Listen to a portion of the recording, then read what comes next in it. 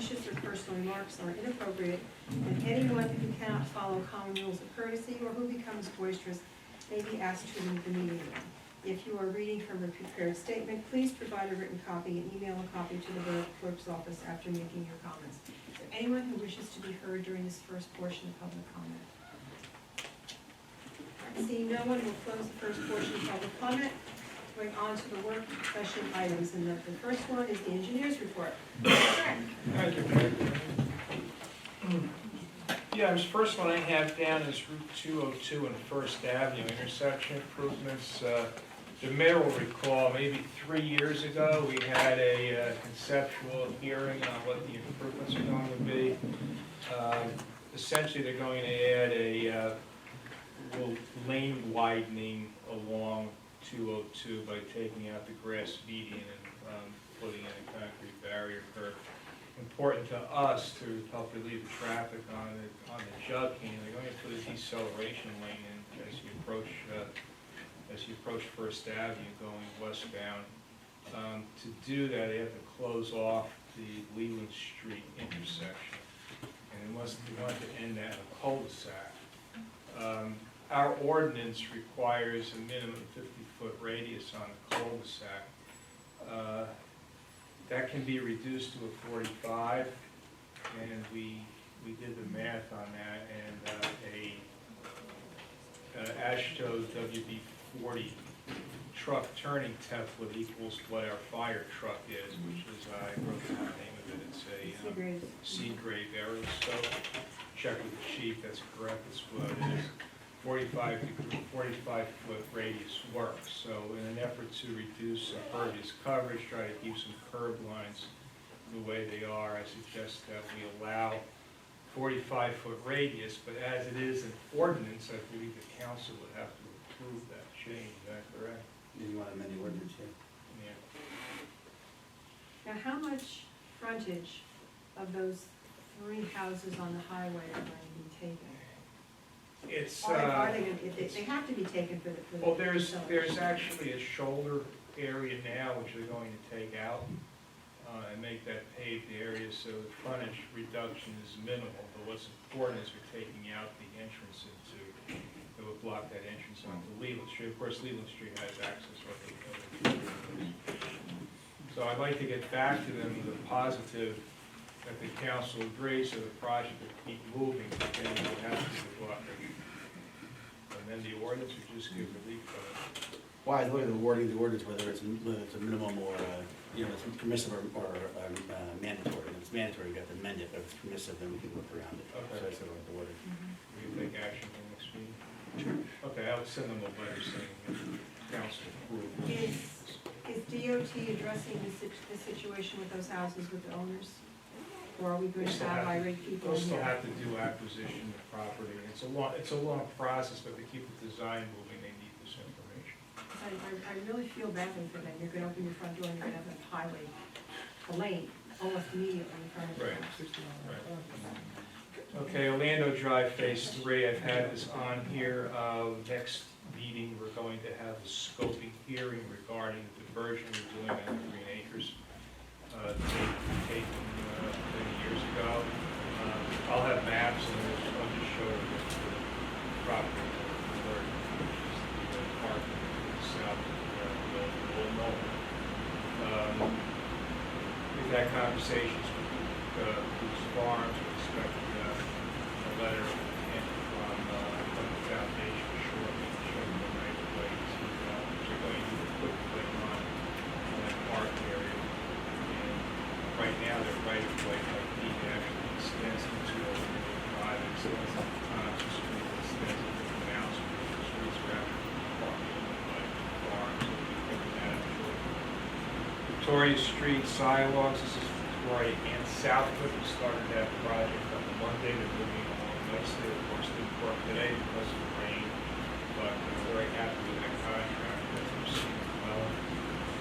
2015 road repair program, Shelley met with Bobby Colton. We're expecting that shortly.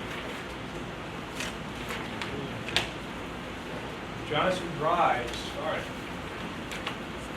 Had a pre-construction meeting last week, we go out there, the markouts are complete, very aggressive schedule, completed by the end of the month, with paving actually on Saturday, the 29th of August. So we made quick progress on the concrete work, landscape restoration right away, and expect to mill on Thursday.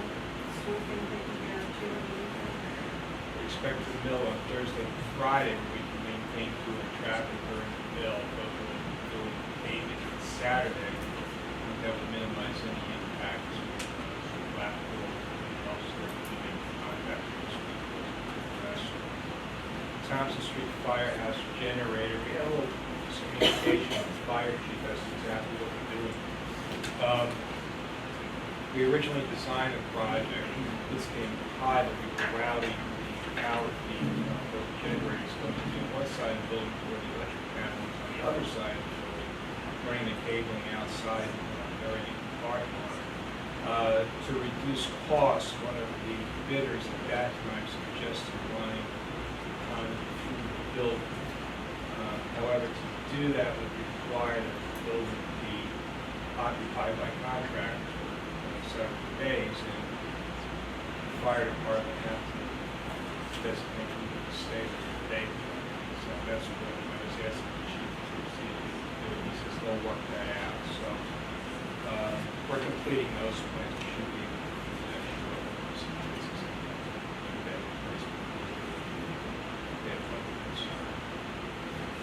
And I got two questions. On Johnson Drive, again, that hole in front of the manhole on Basil Place, are we taking care of that? There's like a big cone there, that hole? Okay. And the second one is with the 202. On the southbound side, they're just gonna widen the road, and the jump handle is basically going to stay the same. Jump handle's gonna stay the same. And they think that's gonna increase It's traffic? going to have some impact. We suggested at one time that they redo the entire jug handle, and actually make a super jug handle by extending it, but they're not doing that. They just feel that pulling some of that traffic off to make that turn up to the jug handle with deceleration may help. Are they still going to eliminate the two lanes as you go up First Avenue? I don't know, I don't have a plan. And then on the northbound side, it says they're gonna do some kind of work, do we know what, is that gonna affect char or anything? They told us, we had extensive meetings with DOT Oh, so over the years. And their philosophy is that that jump handle is sufficient. And the only time that they're going to do something about it is if someone gets hurt.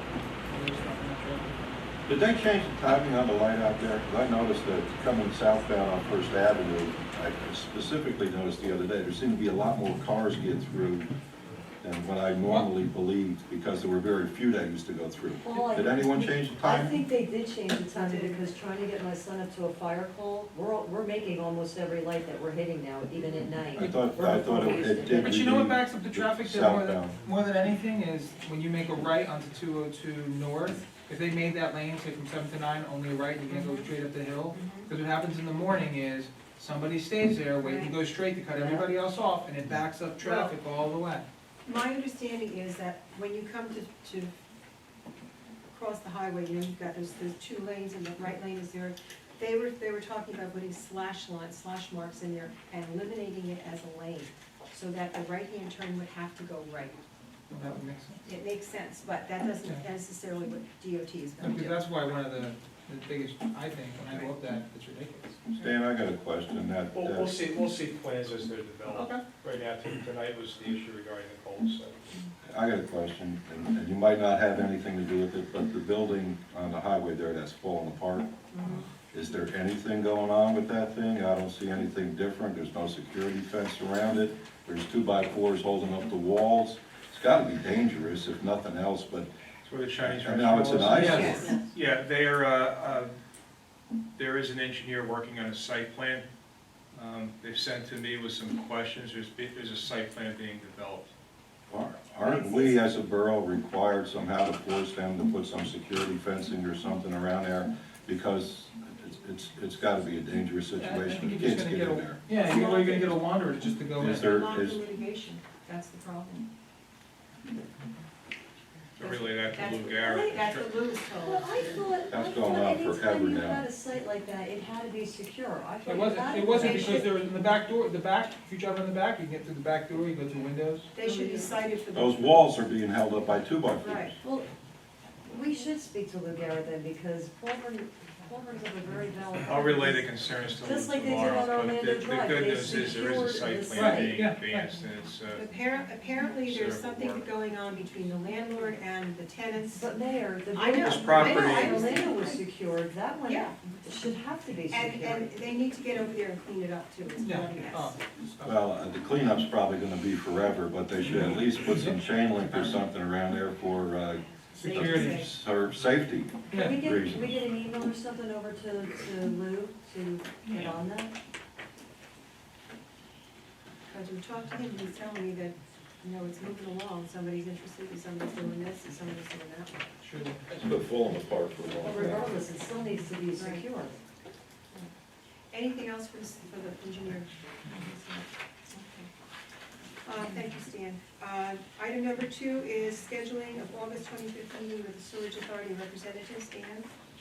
Ron Anastasio wants to meet with the council for roughly half an hour, no more.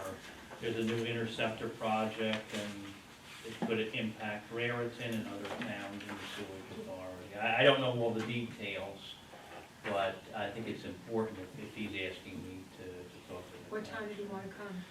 He's pretty flexible, so you tell me if you wanna, do you wanna start the meeting early at 6? Did you wanna, do Is it it- at 7? What, did he so choose now that, we're doing the scoping did hearing. he choose that date, or did, Well, Or do the you 11th suggest- was just too I would compressed. rather do it at a workshop meeting. If we could do it on the 8th, because as Stan said, we've got a hearing that night about that property. Fine. What time then on the 8th? 6:30?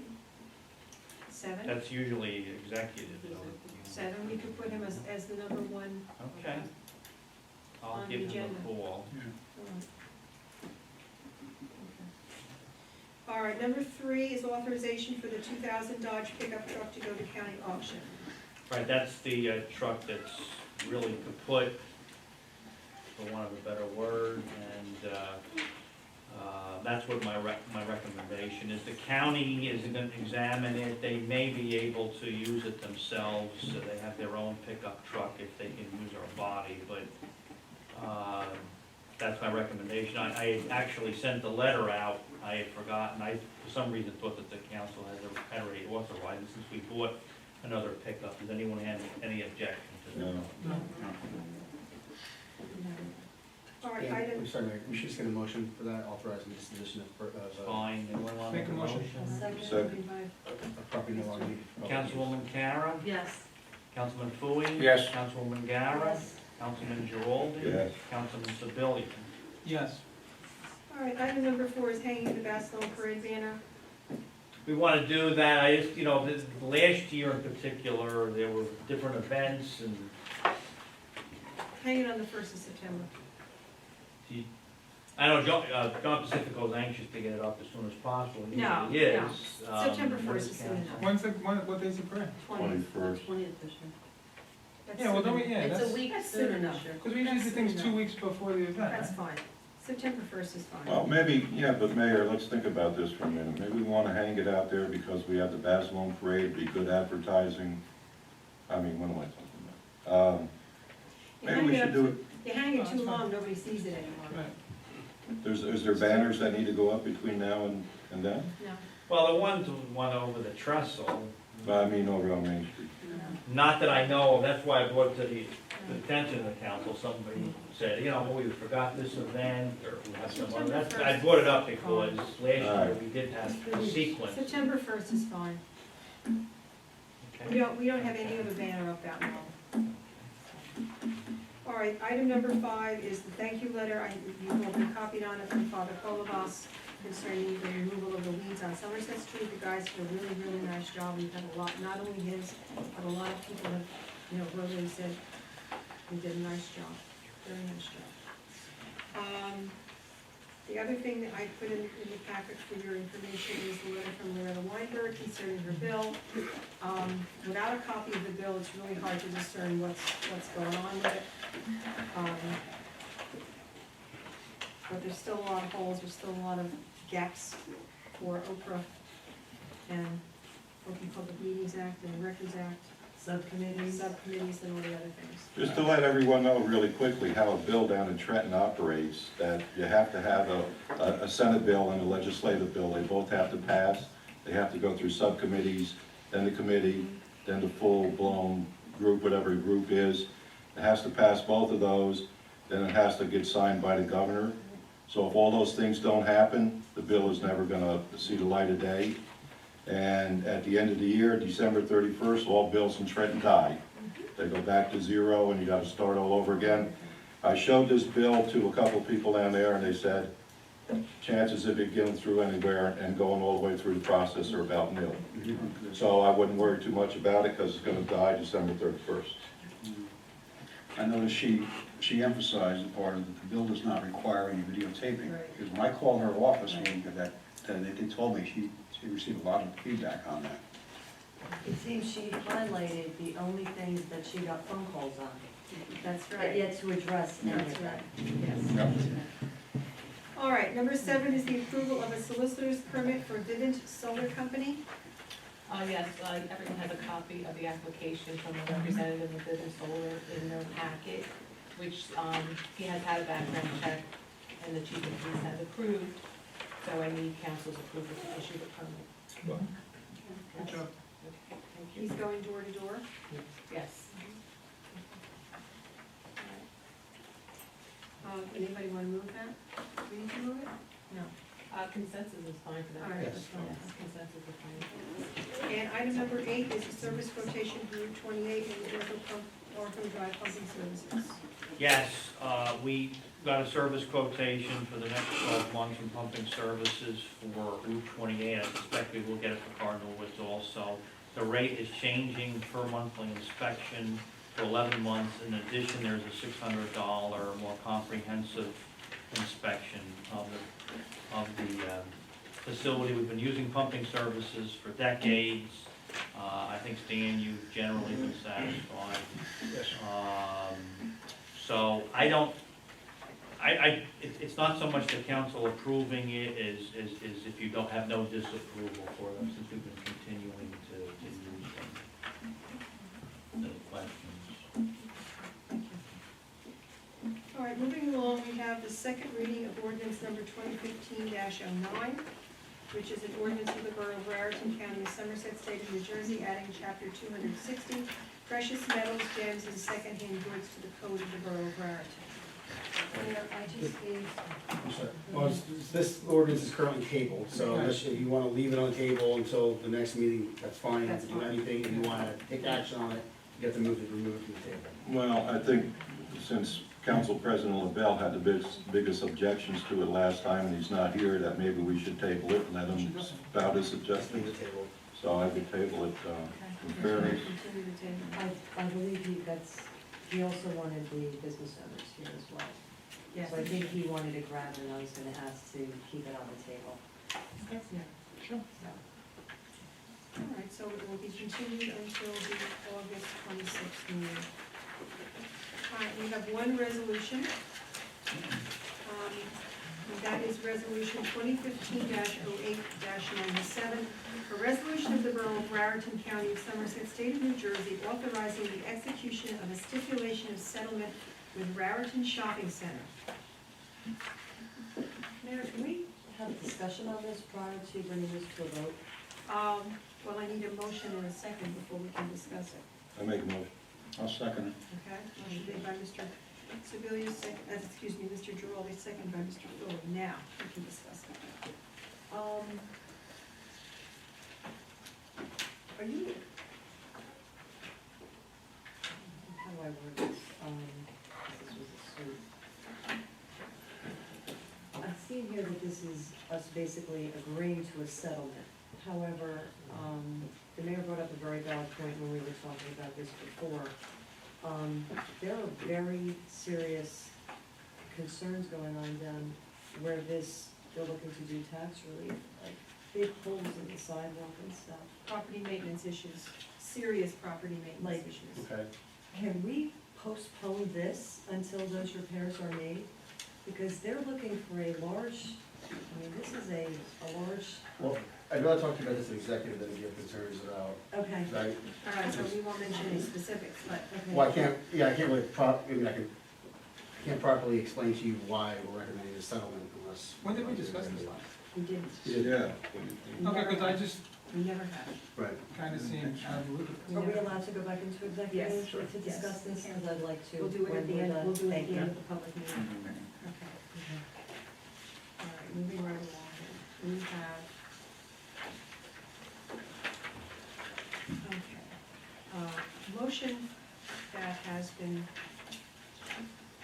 put on the table from the Homeschool Association at Senior School for a Monte Carlo night on October the 17th from 6 to 11 p.m. And we've got an application from them.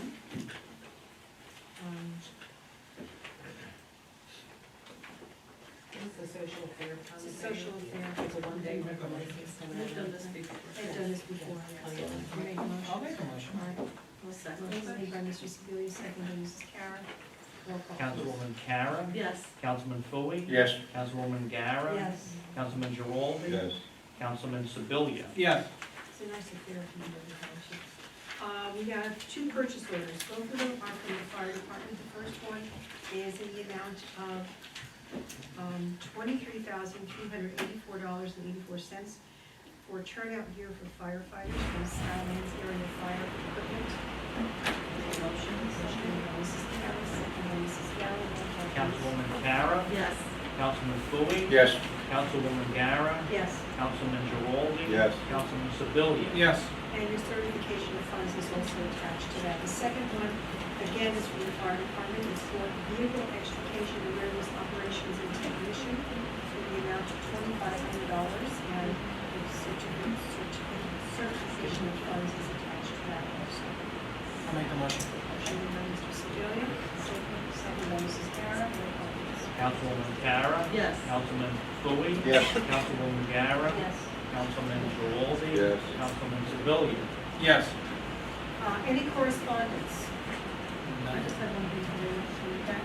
I've got a complaint from, someone that, the community room downstairs isn't being cleaned properly. Do they wax the floors like so many times a year? A few times a year, but what in particular? Just not clean, the floors, dirt. Also the stairwell going out to the police army, it's very. All right, I'll bring that to the custodians. Yeah, it's Yes. one reason. I do have a couple of letters. One is from the Somerset County Department of Human Services. The 2015 annual grant for the freeholders in the amount of $5,000, and it's awarded to the Bridgewater Raritan Municipal Youth Services Commission, so we sort of share it with Bridgewater. One is the Newcomers Club. It's designed to alleviate some of the difficulties associated with transferring into a new school district, and $4,500 of the money went to that. And Girls on the Run, which I think is the girls. It's doing it. It's great. $500 has gone to Girls on the Run. And a competitive grant, with a total funds available of $10,000, has gone to Big Top Bridgewater. The program will develop the opportunity for participants to train in the field of circus arts in a non-competitive and least restricted environment. And it's $2,500. Good things for our kids. And other communication is from the Department of Transportation, and I'm going to give this over to you, Mr. Blake, Transit Villages, Safe Streets, Transit Facilities. We come to the second portion of public comment. Anyone wishing to be heard? I'd say no one will close the second portion of public comment. Do I have a motion to go into our second executive session? Second. Motion made by Mrs. Garrett, second